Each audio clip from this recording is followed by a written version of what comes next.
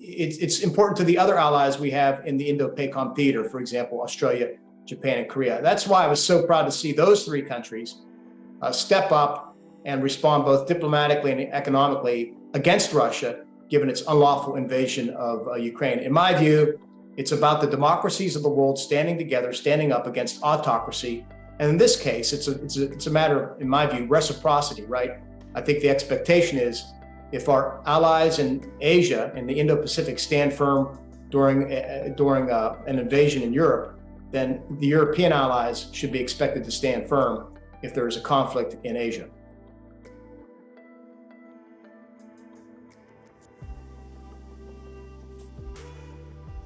As I have said previously, Russia has no interest in gaining more territory.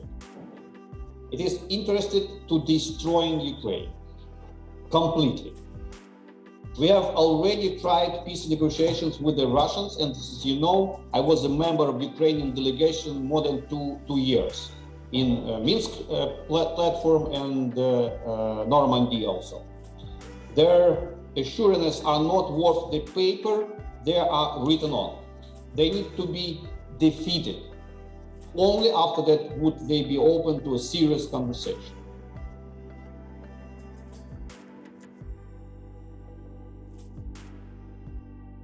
We have to think about how much money we would want to invest into this, or what is the consequence strategically we're having with this. What it now exactly means, I think, is now what we have to develop over the next months and years to come.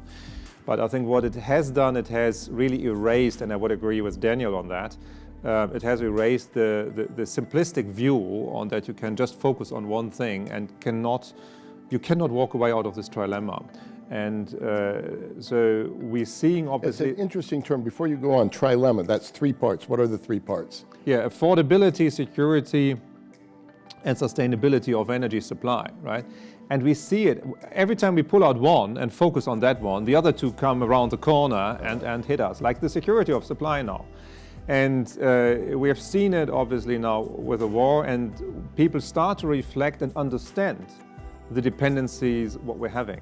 And this was an interesting learning after the 24th of February, really, what was happening, because honestly, a lot of the, if I look on Germany, a lot of the German industries were just understanding on how the interdependencies between these different elements of having no gas, what is the next sub-supplier who needs this gas, what is the product I'm not getting if the gas is not available. We were all just learning that.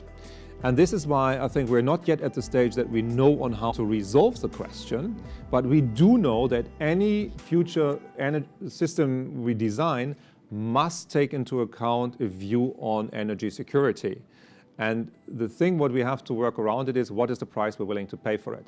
Because it does mean, as a consequence, energy will be more expensive than we assumed it to be.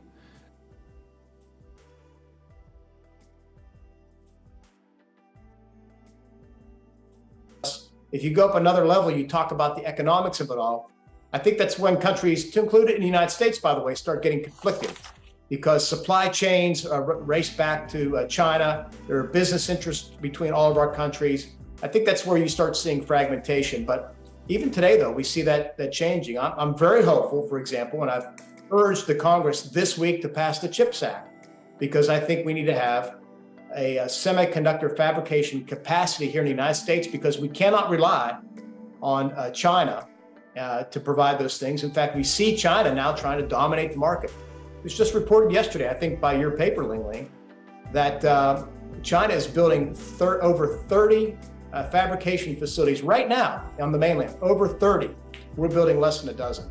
So this is another example where China is trying to dominate a key sector, and then they're going to use that to their advantage.